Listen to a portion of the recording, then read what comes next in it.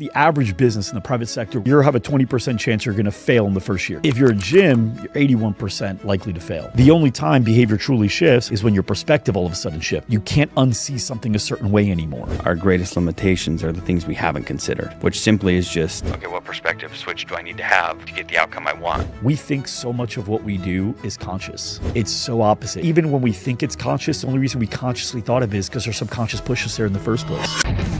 Life is a pitch. It's simply that. It is a pitch, and it is fun. Let's make sure that you're being sold what you want and you're selling what you actually want to sell. I really just love selling. It's the easiest thing on the planet if you believe in yourself. Let's buckle up. By the way, my name's JL. This is Sell Anything. Welcome to the Sell Anything podcast. I have the one and only Mike Arce here from GSD Company. I'll let him tell you what the acronym is, but we're excited to have him. He is making moves in an industry that is typically destined to fail, but they're succeeding wildly. So tell us about you, man. Tell us everything about you. Everything about me. Everything. Oh, Let's go. Gosh. I'll tell you the summary in like a minute or so.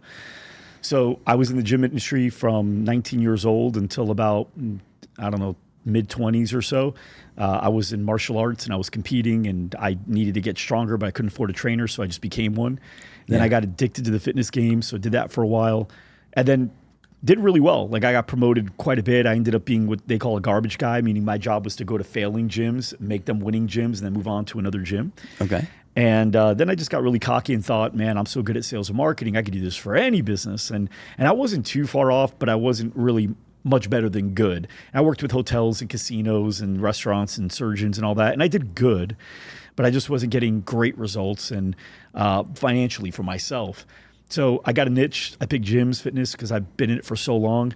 And we went from like $40K a month in revenue to $1.4 million a month in revenue in like 18 months. Get out of here. And then it was just like That's a ride. Wild. Yeah, and we started adding more products and working with more franchise. We've now worked with over 4,000 gyms throughout the world, 13 countries, 60 different franchises. And the thing about gyms is a lot of people don't know this, but if you own a business, the average business in the private sector world, you have a 20% chance you're going to fail in the first year. That's the odds, right? Yeah. If you're a gym, you're 81% likely to fail. What is it that makes that happen? Why is there such a 60% difference? It's easy to get in. Like it doesn't cost a lot. It's very easy to start a gym. It's just very easy. Yeah. Whereas if you start a restaurant, it's very difficult, right? You need a lot of capital. You need some experience. You need some licenses. There's a lot that you need. But like if I wanted to start like a yoga studio, like pretty easy. Yeah. Especially if you're taking over a studio already. Not a lot of build out, not a lot of equipment. Like very, very easy. Yeah. So, but on top of that, there's a lot of passion behind the owners, which is really good. And that gets them to see some success when they were contractors on their own or employees, maybe even early success as an entrepreneur. But then when they go to scale and they have to hire people, they don't know how to do it. They don't know how to transfer. It's not even knowledge.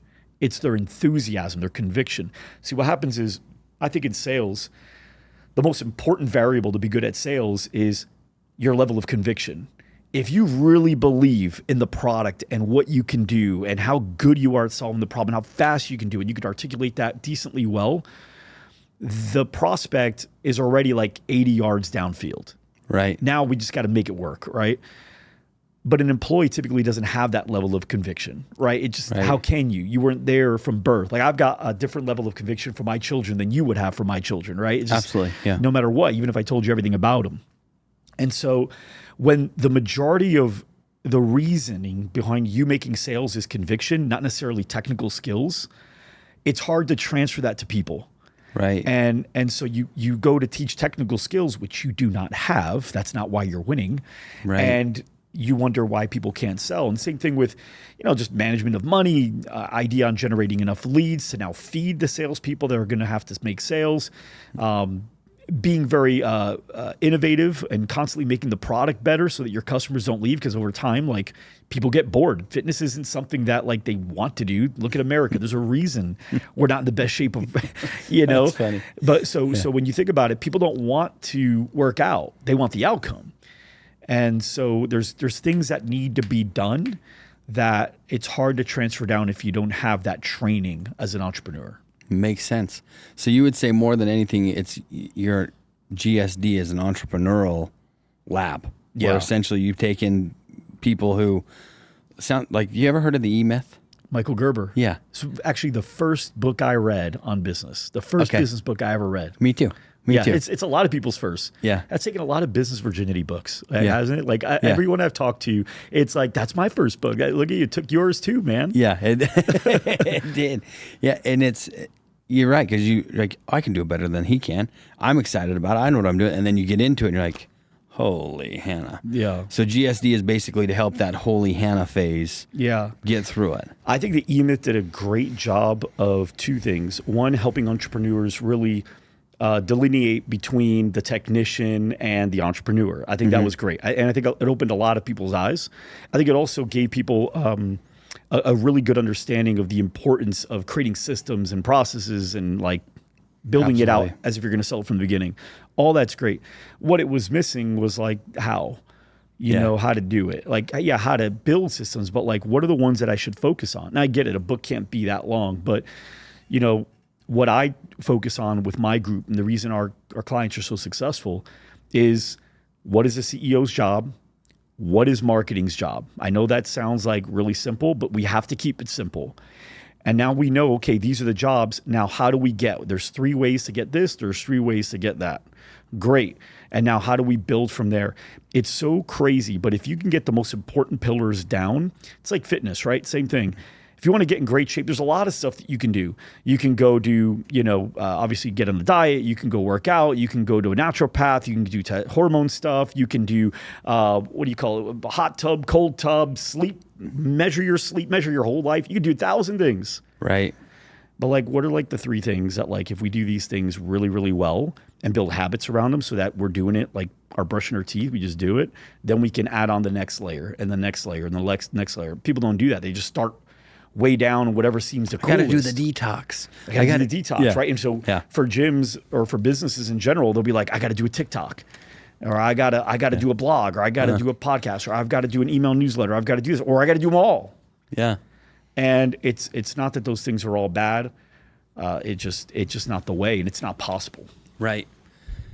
Dude, that's wild. So So it sounds like you were good, and then you went back into your niche of a gym and you became great. But now it sounds like you're very confident in being great across the board. Like, are you guys going to branch out of fitness? 100%. We've already done it. Okay, cool. Yeah. What I've worked hard at, very, very hard, and therefore I have the confidence, not the arrogance, but the confidence in saying I'm a great coach. I can take somebody that had low confidence. We've had 2 people that admitted they were about to do suicide before joining our company. Because they felt like they were locked in. They were just making everything they touched. It was like the reverse Midas touch. Everything they touched turned to shit. Reverse Midas touch, okay. That's how they felt. Yeah. They start a company and it falls apart. They hire a person and that person doesn't last. They get a customer and the customer complains. Their marriage is falling apart. The relationship with their kids is falling apart. They just don't know where to go. And somebody like that doesn't need a whole business plan. They need like they need a North Star. Right. And like, that's it. The difference between a player and a coach, if you looked in history, right now you go to ChatGPT and Google it or check it yourself. There's no Hall of Fame player that ever went on to become a Hall of Fame coach as well. Now there's Hall of Fame players that went on to coach, but not at the Hall of Fame coach level. There's no Hall of Fame coaches that were ever Hall of Fame players. You're either a Hall of Famer in one or the other because it's its own mastery in itself. So like Customato, you know who that is? Mike Tyson's coach. Oh yeah, I didn't know that it was. Exactly. Yeah. That's the point, right? Now, Michael Jordan, so you knew that he was coaching he was running the Bobcats. Yeah. You probably can't name people on the Bobcat team though that he was running. Yeah, not at all. Larry Bird played as a player, but as a coach, you probably couldn't name the players he was coaching. Correct. Yeah. Okay. So a coach's job is to bring out the best in people. Bill Belichick never even played in the NFL. He didn't even play football in college. He played lacrosse in high school. Did he really? Yeah. I didn't know that. But he knows how to get the most out of Brady and Gronk and all those guys that he led. Yeah, he did. So I think it's important that, when I see people online and they're like, here's what I did too. It's like, that doesn't work because what you did may not be what they need to do. Yeah. What you did is what you needed to do for you and your situation with your assets and all that. Yeah. So that's terrible coaching. Here's what I did. Go do it. Yeah. That's why Jordan could never make anybody successful except one person, Kobe Bryant. Why? Michael Jordan was 6'6", Kobe was 6'6". Shooting guard, score first player, both killer mentality, right? Yeah. So yeah, do what I did and you'll be successful because you're the exact same human being. Yeah. Couldn't get anybody else to do it though. Valid. That's a good point. So how does one harness the power of being a coach? Because there are a lot of people on here who run sales teams that watch this, and it just coaching is selling. It's just selling the person on themselves or pulling the best out of them, like you said, right? So how did you discover or gain the confidence that I am actually really good at this? Yeah. Coaching is a few things. Number one, it's being able to see the unseen. Okay. So if I'm coaching a fighter, that fighter might have had Floyd Mayweather as their hero growing up. They watched every Mayweather fight. But your style, your body type, the way you move, that's Tyson. Yeah. You will be a 6 out of 10 Mayweather if you keep the Mayweather style going. Right. But you could be a 9 out of 10 or a 10 out of 10 Tyson if you switch styles. So it's seeing the unseen, right? Like being able to identify. That's what a great coach does, number one. Number two is they're really good at believing in their player more than the player believes in themselves. Because they've got to be able to see things and articulate them to the player. Hey, this one thing that you do, I've never seen anybody do that as well as you. That's why you've gotten so far. But the problem is it's so natural to you that you take it for granted. So you start working on 10 other things. 10 things that are hard for you. Because this thing that's natural to me shouldn't be what I should be doing. But the reason it's natural to you is because it's your gift and you're leaving it on the table. Makes sense. What do you do with the gift? You take care of it. You go all in on it. So Makes let's double down on the gift. Nobody wanted to make Shaq a better free throw shooter. No. They just try to keep It's a him off bad the gift. I mean, that's not, he was not given the gift. Yeah. You could only get a 4 out of 10 max with him working on that. Yeah. That's funny. So, That's true. so I think a coach has to be really good at those things. Very little about here's what I did. Because if that was the case, Bill Belichick what would he have said? Go You play would've coached lacrosse. lacrosse, yeah. Yeah, exactly. That's wild, dude. Okay. So being able to see the unseen and then being able to believe in the player more than they believe in themselves. More than they believe in themselves, and then be able to create a plan. Okay. And then give them confidence. Here's what we're going to do. Because when you give a plan, I think what a lot of people make mistakes and they want to impress people with a plan. So they give them this whole thing.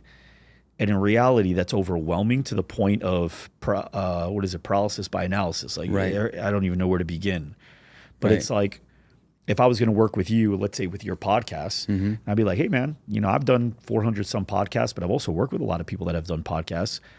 There's a couple things that I've done in the past that have gotten me a lot of money out of the podcasts. I think if you just do this one thing, it'd probably really help you out based on what you've been doing. Right. I think you already got a good head start. You've got these assets. So I think if we just do that this month, we get a lot of good results from it. Cool. Right? Just one thing. And then it's like, cool, that sounds very easy. Yeah. Like, yeah, I'll hook you up with somebody. That's another thing too, building a list of contacts. I've got a lot of contacts. That's important too, because to be able to say, hey, I've got someone that's done this. Let me connect you with them. Yeah. Because that gives them more confidence too. That's true. Just in the introductions. That makes a ton of sense that they don't have to navigate through it on their own. Like that basically that's what the coach does, right? Is I'll give you the North Star and you go do it. Exactly. That's cool. So you've already branched out of fitness. Is there another niche that you're going, or is it any small business or? I'm going to work up the layers. I mean, right now we work with businesses that are doing north of 20 million a year. Okay. We're not working with anything much bigger than that because at that point, you don't really get coaching. At that point, you're really just looking for mentors. You're building your network. A mastermind is more sensible. I have a coaching program, but it also has a mastermind built in, but it's not mastermind first, it's coaching first. Yeah. So right now we're focusing on that 500 to 2 million. Yeah. I feel like that's the part where if you can get that person really dialed in and build some good habits, that getting them to 2 million, it'll be a lot easier to get them to 5 and 10. Right. The challenge is this 500 mark, like that 500 to 1 million, a lot of people get stuck there. And they don't know how to break it, or they barely break it, but then they toggle. So, but that's just because they work like animals. They're working 60, 70 hours a week. Right. That's why they can't scale past that. At some point, you've got to hire people. And once you're doing 1 million, typically every business is different, especially now with so many automations and AI agents and all that. But typically, it's about $100,000 an employee, roughly, is what it's been common. So if you have $1 million business, typically that's about 10 employees, typical. Which if you have 10 employees, that means you probably have a manager. Right. And now that's a whole new skill to learn, right? You have to lead someone that leads people without stepping on that person's toes. And that's a whole new skill people don't unlock.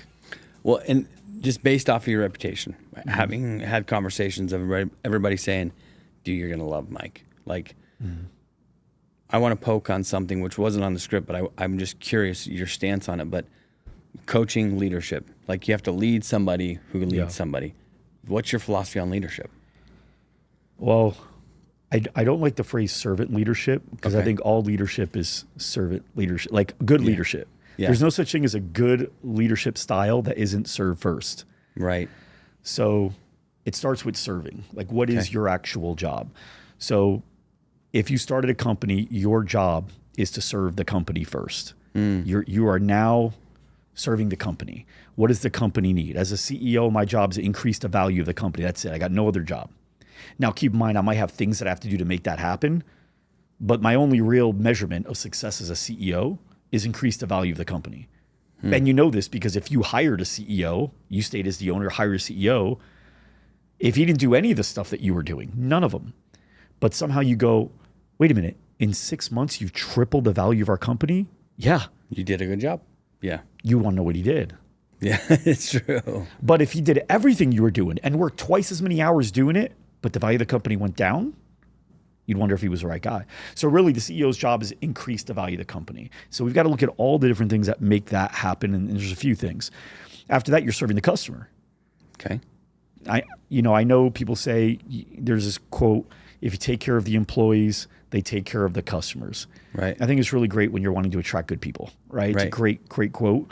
But in reality, if you're taking care of the employees so that they can take better care of your customers, technically, aren't you taking care of aren't you doing this to take care of your customers? Right. Which means customers are first, right? Right. Because if taking that good care of your employees and it didn't lead to that, would it still be as exciting of a motto? So it's really customer first. Like, how do we look? These people are putting money into our company. They're investing. The employees aren't investing. They're getting money, right? But the customers are saying, I've got whatever it costs, 10 grand, 5 grand, whatever you sell. I've got this amount of money. I can do anything with this money that has a price tag of this or below. I can do anything. I can go get sushi. I can go to Spain. I could do a bunch of stuff. Right. But I'm going to give it to you, which, by the way, I could give it to competitors, but I'm going to give it to you.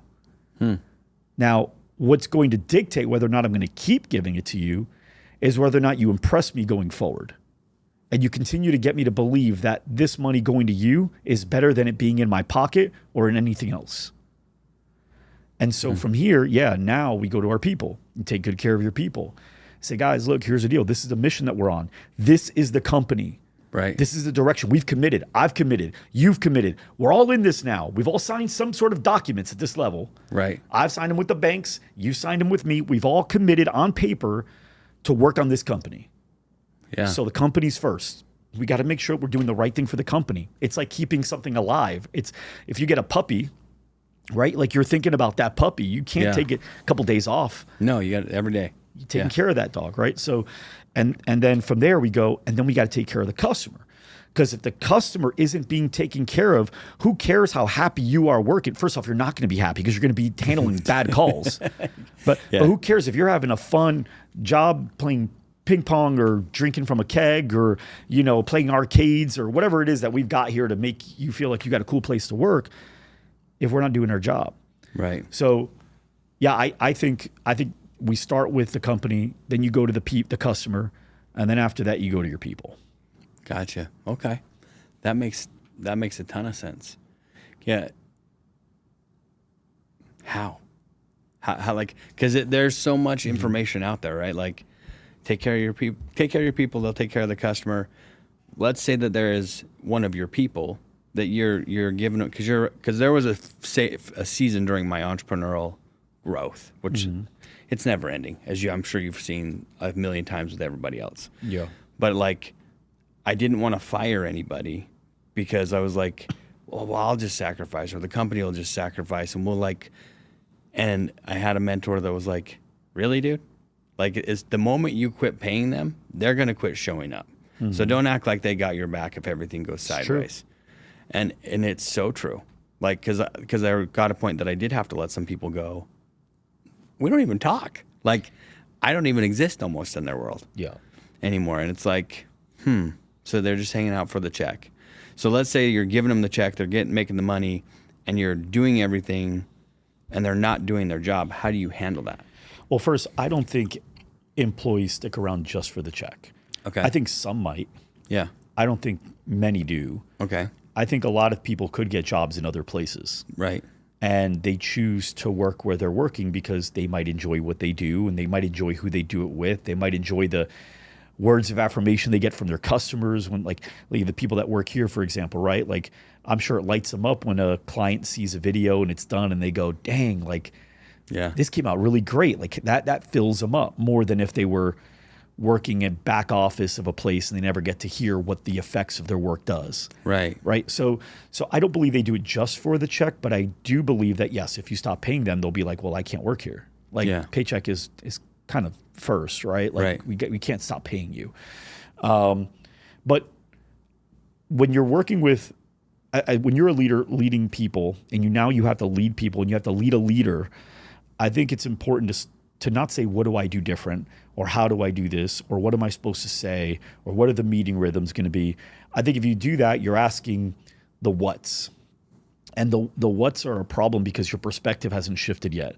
I think the easiest way to shift behavior is to shift perspective. You don't shift behavior because it'll just go right back. People are very good at going right back to old behavior. Mm-hmm. The only time behavior truly shifts, and I'm sure this happened in your life, is when your perspective all of a sudden shifts. You can't unsee something a certain way anymore. Right. And now because you can't unsee that way, you don't operate that same way. Right.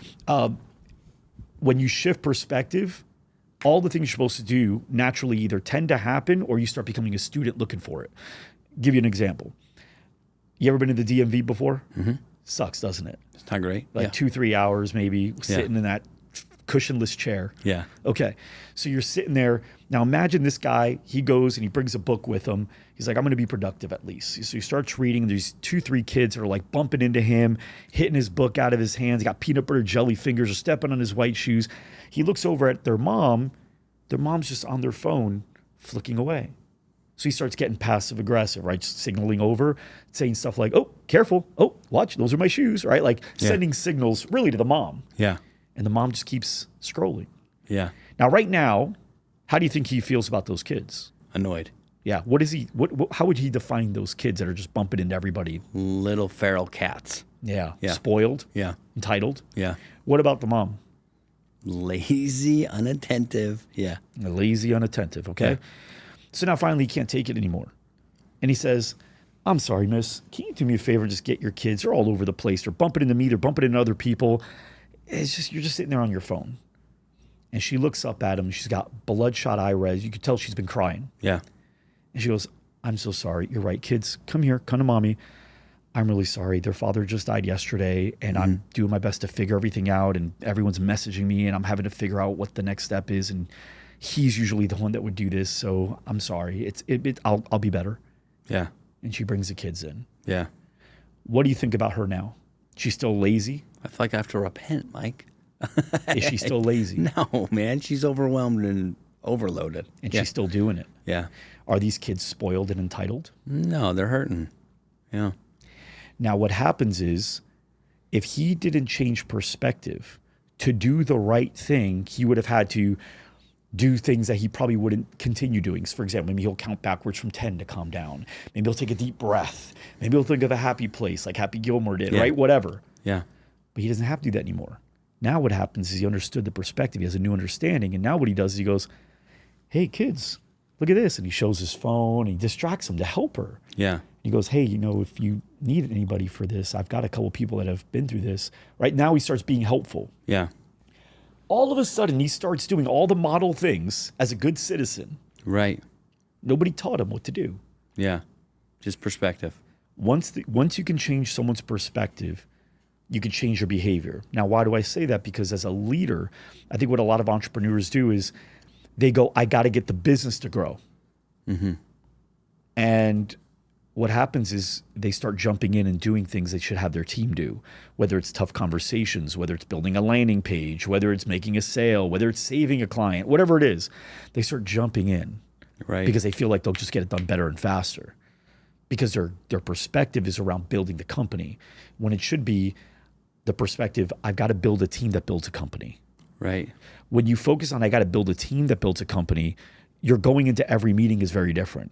Right. You're mentoring them through things as opposed to finding out what they need and then plugging gaps.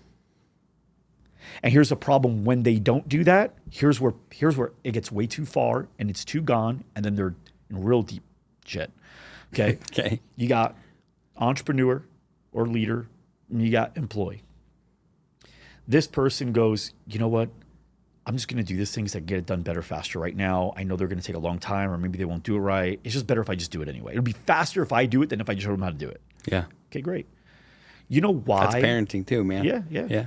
You know why they're better than this person? Why the leader is better than the employee? Because they got more reps. Yeah. They've already done it a bunch of times. More. Right. They were probably as good as the employee when they had as many reps as the employee. Right. So guess what? Their lack of confidence came from the lack of reps in this employee's hand, and they're excess reps. But guess what happens? They just got another rep, Yeah. which means the gap is greater, which means their confidence gap is greater, which means they're going to be more likely to do it again. And guess what happens? And it keeps going to the point where now the phrase that comes out of that entrepreneur's mouth is, man, I can't find anybody good. Everyone's lazy. This generation's no, their generation's fine. Yeah. Generation's fine. The problem is you've built so many skills in the areas your people should have that you can't find anybody to match your level. And meanwhile, guess what you're not working on? The skill of being a CEO. And no one's doing that job. Yeah. Makes sense, man. Makes perfect sense. These are nuggets. These are gold nuggets, my friend. Now, this is business stuff. I know your podcast is Sell Anything. Okay. So are you typically sales focused? Because I like sales stuff too. Yeah. Or do you like to stay business stuff? I'm just curious about your show. Dude, we're everywhere. So Really? yeah, we're everywhere. God comes into the equation all the time. Okay. We talk spirituality, we talk business, we talk family, we talk like anything. So really, because the whole tagline, life's a pitch, right? So really the ability to communicate and persuade people to see a different perspective so they can do things differently. Because one of my core beliefs is our greatest limitations are the things we haven't considered, which simply is just, okay, what perspective switch do I need to have to get the outcome I want, right? Or can't comprehend. Yeah. That's another one. Right. Because you don't have enough foundational understanding to comprehend a certain thing. 100%. So yeah, we talk all over the place, but yeah, with sales is the primary focus of it all, but we cover everything. Okay. Interesting. So I like yeah, it. it's really good. So with the sales side of it though, you said you started in the gyms, right? Yeah. And you were the garbage guy.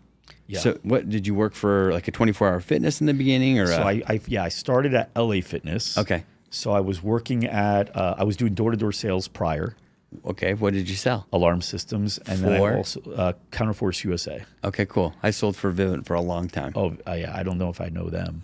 And then I sold Cutco knives Okay. as well. All right. And so I started working at LA Fitness, and I remember they gave me this black book. My title was assistant manager, which meant nothing. Yeah. I managed nobody. It meant I Yeah. was selling training. That's Yeah. what it meant. So they gave me this big black binder. Yeah. And the other two assistant managers, they also had a big black binder. And those binders were filled with numbers of like past members, existing members, prospects, right? All that stuff. And my job and the other guys' jobs that were there as well is to go through the binder, call them randomly, and have them come in, convince them to come in and do a free session with me, in which case my job would be to sell them personal training. Right. So I'm sitting there for like 30, 40 minutes. I call fast, so I probably got like 30 dials in, right? Yeah. I wasn't looking to leave voicemails. I just need a voice right Yeah. at that moment. And after that point, I look and not only because I work about 30, 40 minutes, but so did they. And in that almost 2-hour aggregate, none of us had gotten on a phone yet, like a real call. Right. So I was like, this is ridiculous.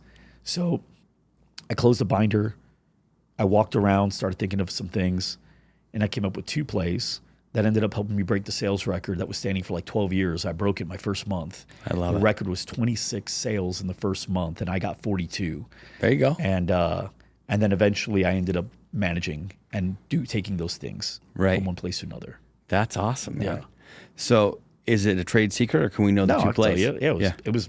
That's the best part. The best ideas are so stupid and simple. Yeah. I think a lot of human nature is we must complicate.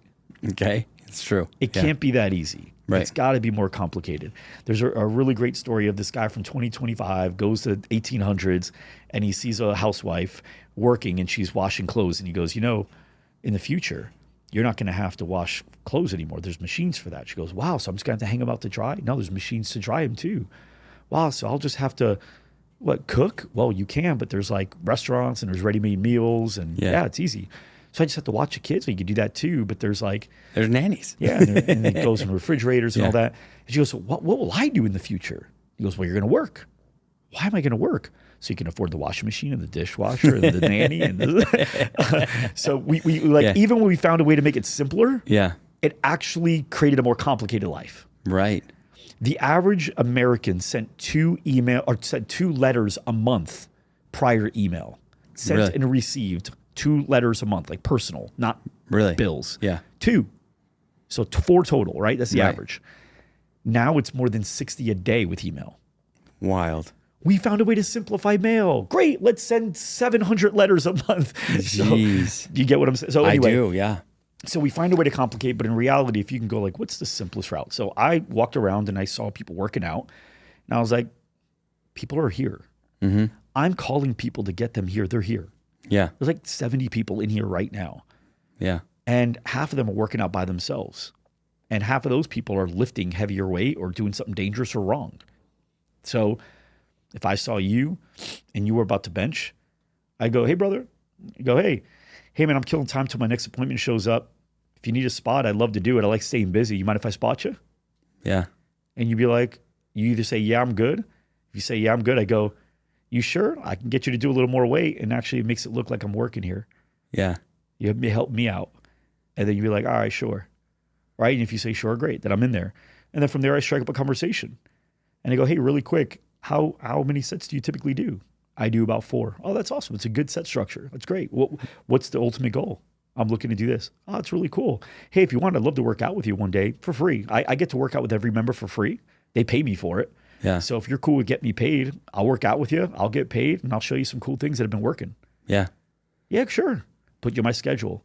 So I'll book like 15, 20 appointments in a day. Wild, dude. Where most people were struggling to book 2. Yeah. Through the book. No, it makes sense. We actually have reverse entries into sales, because I started my sales doing furniture for like 8 months. I started doing missionary work for my church, but then I went and I sold some furniture, but I was like, Dad, I love fitness. And so I started training at 24 Hour Fitness. Okay. Same thing, man. I would just go talk to people. And I was like, this is the easiest thing on the planet. Yeah. Like, just talk to them. Yeah. Yeah. And the cool thing is, once you had a good amount of, like, once you did that all day, every day, you don't have to do it again because your everyone clients are knows full. you. Yeah. Everyone knows you. They refer people to you. And so then I started having this, the other thing that blew it up, this blew it up more than anything, was these seminars that I used to do. Okay. And so I was like, hey, can I host a seminar? And they were like, what are you going to teach? And I'm like, just fitness stuff. Like, people are working out. Half of them are doing it wrong. Let's just show them what to do. I'm like, all right, sure. So they're like, we'll give you the racquetball court. They gave me a racquetball court. Yeah. So fortunately, I didn't need much more than half of that racquetball court because only 6 people showed up to the first one. Yeah. And by the second or third one, I took up an aerobic room. And then eventually I needed the whole basketball court because I had 200 people there. I love it. And I was like by the 6th or 7th one. But what I was doing was taking things that people were caring about, right? Like how to increase your metabolism, anti-aging, building your chest, like crazy things. And people would come in, and then what we would do over time is, hey, for anybody that you refer, to come in that's not a member with us, we'll actually feed a child for an entire month in a starving country. And we would. And it costs like $4 or $5, right, to do something like that at the time. Now it's like $8. We still use that play for other things. Yeah, that's huge. But yeah, we just get them in front of us. And now I get to teach, which I think I do decently well. And then at the end, I go, hey guys, we're running low on time. And I'd love to keep going because I feel like we're just scratching the surface. But I'll tell you what, the gym is really cool here. They pay me to work out with anybody for an hour for free. So I think instead of just going general for like another hour, what if we just got really specific with each one of you, and I'll show you exactly how to do this for you guys. You guys open to it? And by the way, you help me out because I get paid every time any one of you says yes, I get paid, even though it's free for you. Anybody down for that? In a whole line. So I booked like 180 appointments on that 200-person thing. That's so cool, man. Yeah, dude. So that's how I got started. Well, I guess that was like my fourth job in sales, but that was how I got started, I guess, in the fitness game. Right. Sales, yeah. Dude, that's powerful, man. But it's simple, right? Yeah. Nothing I said was like revolutionary. Nobody was like, oh my God, I never heard of anything like that before. Right. No, you just never heard of anybody executing like that before. Yeah. It's a difference.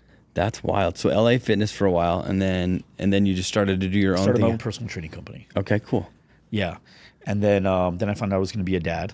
There you go. And I was very blessed. I got a great dad growing up, still have a great dad. Yeah. And so I wanted to be a great dad my whole life. So at the time, I was only 24 years old. Yeah. And I was not business savvy. I was like the people I'm helping today, maybe even a little lower than that, actually. And so I had 3 trainers working underneath me, but it was a very simple model. It was basically, I'll get you clients and I'll pay you $20 an hour, and I make the $35 difference. Yeah. Right. Like that was my structure. There's really no sophistication to it. Right. Which is great. But at 24 years old, dude, that's balling. Yeah. Yeah. It was definitely balling. Yeah. For 24, for sure. The problem was because I didn't know what I know today. When I found out I was going to be a dad, I said I have to change careers because I trained from 4 a.m. I trained people from 4 a.m. until 11 a.m. And then I trained from 5 p.m., 4 or 5 p.m. until like 10, 11 p.m. True. And everything that was defined for me as a good dad growing up, my dad was with me around breakfast time. Like I saw my dad before school. Well, I wouldn't be able to do that with my son. Right. And after school, me and my dad would play basketball right before dinner. Yeah. And then we'd have dinner as a family. Well, I wouldn't be able to do that with my schedule. Right. And I watch a Knick game with my dad before bed. We never missed a Knick game together. Right. I wouldn't be able to do that with my schedule. Right. So I was like, I guess I can't do this career if I want to be that dad. Makes sense. As opposed to create an infrastructure where I could have my employees do it. I just didn't have that knowledge back then. I wasn't aware of it. Again, the incomprehensible at the time. Right. Right. Yeah. And so I ended up, working at other jobs and didn't really like it. Eventually started my own company again in advertising. Wild, man. Yeah. What a cool story. Okay. And so that, if you don't mind me asking, how long you been in business then? Like how long you been doing your own thing? Not counting the personal training back then, I would say now it's 2009, November 2009. Okay. So it's at 16 years. Okay, cool. Yeah. And then one boy still, or how many kids we got now? I've got a boy that just moved out 2 weeks ago. He'll be 19. Okay. And then I've got 3 daughters between 14 and 9. So cool. Yeah. So cool. So how does this, again, because we go all over the board, right? Mm-hmm. So we go from business to sales, dad life. Because a lot of our audience is in the age bracket of they're probably dads. Mm-hmm. And most of our audience is male. How do you use these principles in raising your kids? So I've learned it's very hard to do on-the-spot training consistently, at least for me. Okay. So there's moments where something will happen and I'll pull them aside. I'll say, hey, see that? And I'll tell them the lesson. Yeah. But sometimes a week or two will go by and maybe there's not a real lesson in there. Right. And what I've learned is a lot of the lessons are very similar to other lessons. Like there's categories. There's likes and likes, right? Like there's category of fear. Right. There's a category of criticism. There's all these categories, but within that category, there's like 7, 10 principles, right? Or lessons. And so what I've started doing and what's really fun, and the kids, it's funny, at first they were not that good at it because these books are hard, but we read every night together. Every single night we read before bed.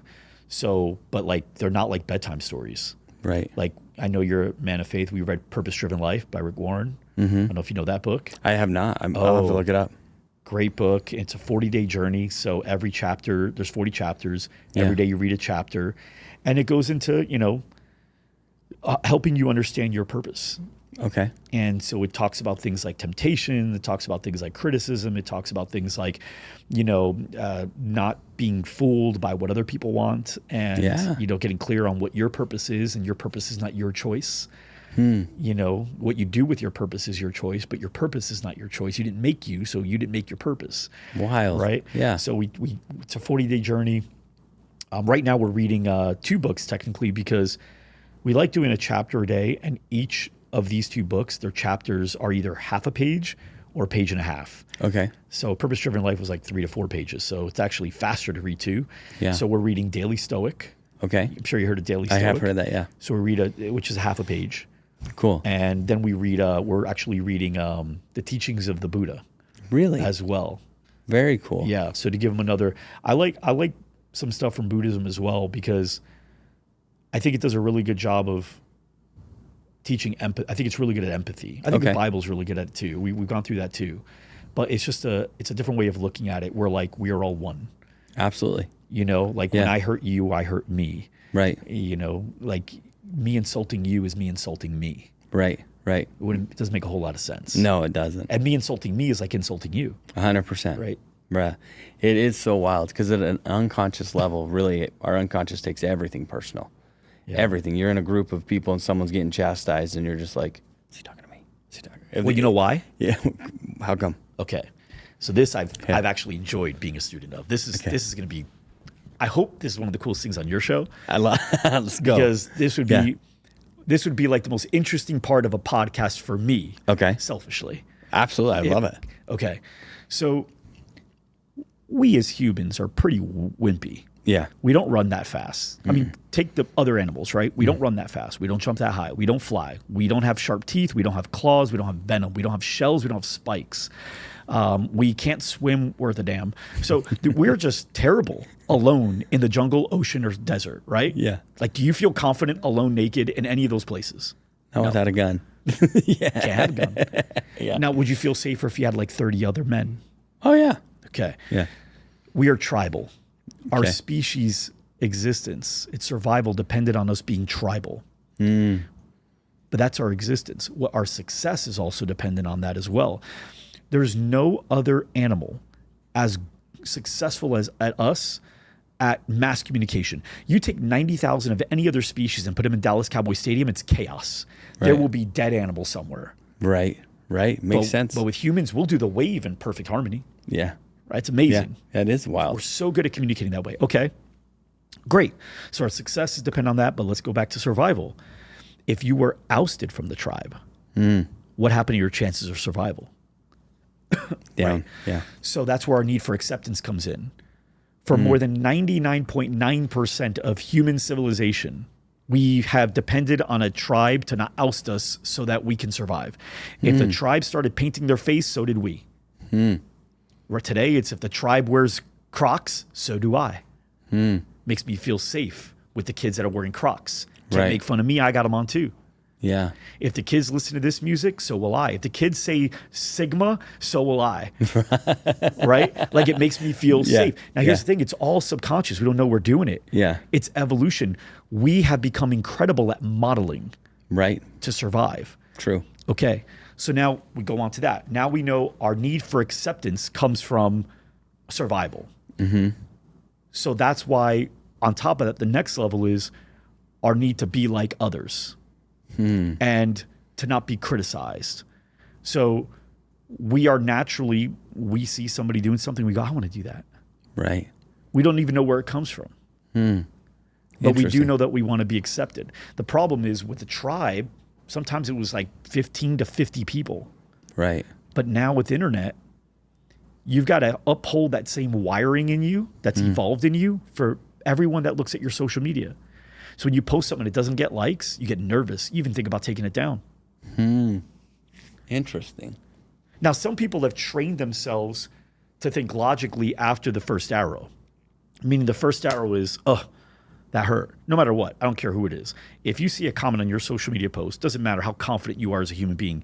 If somebody says, man, this guy looks like an idiot, it's going to hurt at first. You can't stop that. Now, because you trained yourself, you can quickly get to a place of like, oh, who cares what this guy thinks? Right, right. This guy doesn't even know me. Yeah. You can get there fast. The better you train, the faster you can get there. But there's no avoiding that first arrow. Yeah, that makes sense.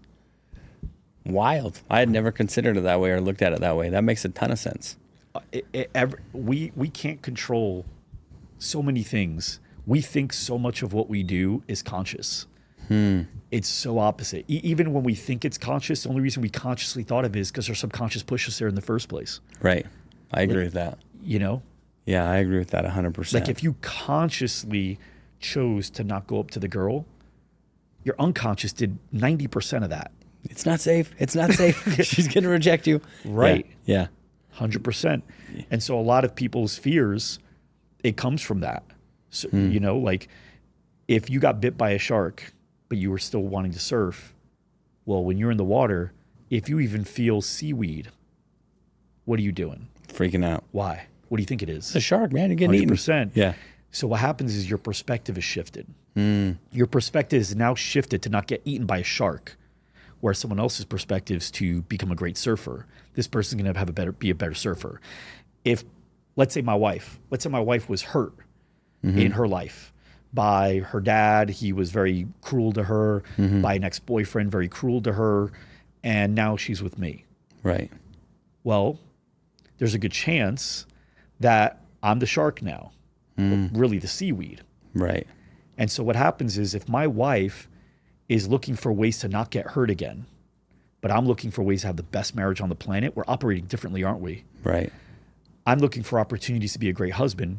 She's looking for opportunities to get out of danger. So she sees something that may not even be there. She might see it because she's seeing it. Yeah. She might see some condescending thing that I do and I wasn't even thinking that. She might make an assumption about me that was negative, but I wasn't even there. Right. With sales, it's the same way. You get rejected. Now all of a sudden you start changing the script. You start adding all these disclaimers ahead to protect yourself from hearing the rejection later on, to get the door slammed in your face. So I think understanding like how we're made and like how we've evolved helps us shift our perspective. And then again, like we talked about, when you shift your perspective, your behavior shift along with it. Right. You can make a better decision. Makes a ton of sense, man. Makes a ton of sense. So one question I ask everybody, Mike, is the whole idea of sell anything is life is a pitch. But at the end of the day, I'm far more interested in the people listening to this for them to be sold on themselves. Not to learn how to sell better, but to just be sold on themselves, believe in themselves so they can sell better. So what's one piece of advice in addition to all the nuggets you've already shared? Is there one piece of advice you would share with the listeners so that they could be more sold on themselves? Oh boy. I know it's right on the spot. Yeah, I know. But you'll do good at it. I know. I want it because that's so personal. Yeah. That's the problem. I feel like that would be a player piece of advice, not a coach piece of advice. Yeah. A player piece of advice, I'd give them advice that would have applied to me. Okay. That's fair. But if I was coaching you, what motivates you, what gets you to believe in yourself might be different than for M. Right. I might have to take you through a different journey. Right. But what I will tell you is this.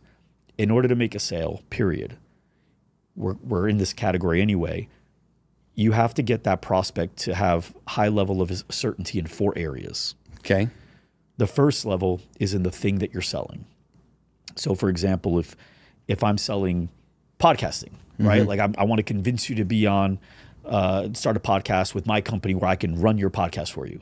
Right. The first thing I have to sell you on and give you max certainty on is that podcasting is the way of the future. And there's a really strong wave right now. If you catch this wave, this could be game changing for you. Right. So I've got to get you max certainty that podcasting is something to really focus on. Absolutely. The next thing is I got to get you sold on the way our company does it is the best way to do it. Yeah. Because now I can find, okay, well, there's all these other companies.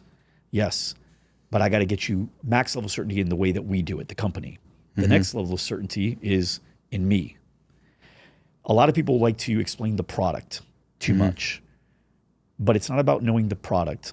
It's kind of about knowing the person. You do have to know the person, but it's more important to know the problem. Right.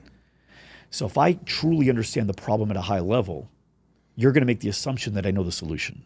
I remember I was at an event once. At lunch, this guy was sitting next to me. I had a straight leg brace on, but it was bent a little bit already.